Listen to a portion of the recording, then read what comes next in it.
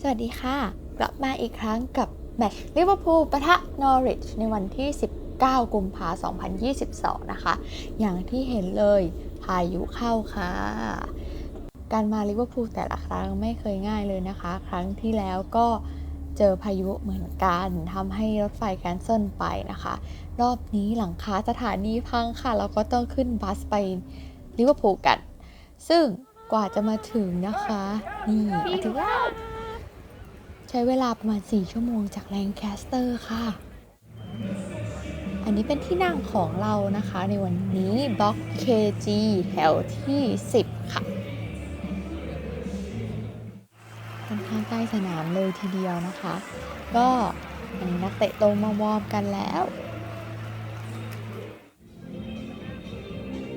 บรรยากาศโดยรอบนะคะ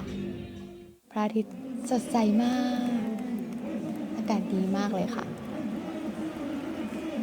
มาพบกับเพลง You Never Walk Alone อีกรอบหนึ่งค่ะ